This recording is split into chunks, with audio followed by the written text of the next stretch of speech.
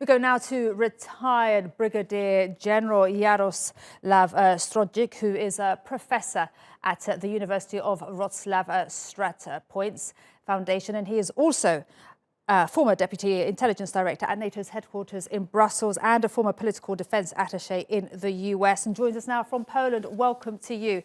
I want to start by asking you how likely you think that Sweden and Finland will actually join NATO. It seems it's very likely at this moment. However, the decision is, of course, very political. And I believe the analysis which will be taken by Finland and Sweden will take also into consideration the society mood. So this is also the very decisive factor. Why do you say that? Why do you say the society mood? Are they worried, the people, the populations of Sweden and Finland, about what could happen to their country? Yeah, I believe so. It started in Sweden 10 years ago when Russia started to do the reconnaissance patrols and Navy activity in vicinity of Sweden. So it's nothing new. But now this is a real change, change that people see the atrocities next to not Finland and Sweden borders, but next to the NATO border in Ukraine. So they face this reality. They see the casualties. They see the reality. They see how Russia could invade any country. And I think that Russia might invade one day Finland or Sweden because they are not members of NATO. They don't have Article 5 collective defense. That's a very big comment there. You think one day Russia could invade Finland or Sweden?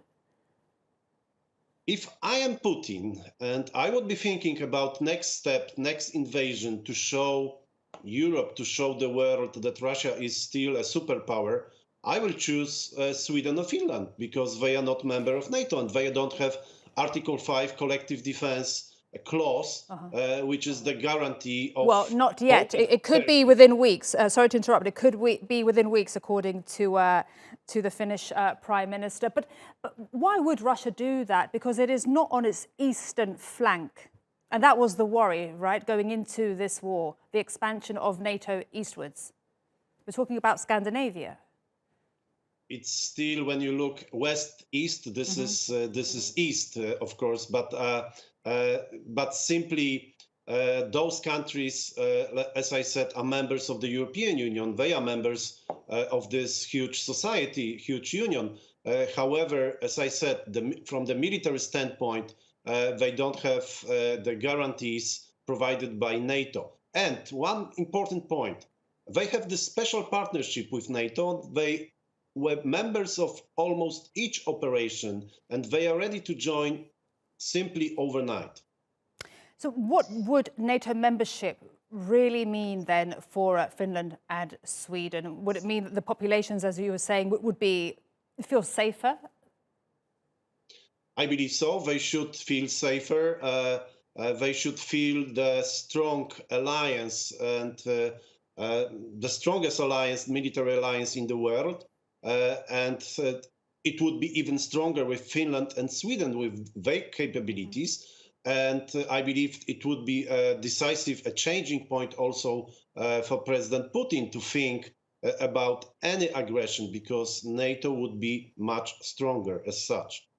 And just go back to that comment you made that if you were President Putin, these two countries would be, the next ones that could be invaded. Why is that? And how likely is that? I mean, you've explained why, but how likely? Of course, I will not tell you any percentage how likely it is. But as I said, if I am Putin, he wants to destroy the Euro-Atlantic security architecture. And Sweden and Finland are part of that. He wants to test again NATO, and he wants to check European Union by attacking an island or part of Finland, any island of Sweden.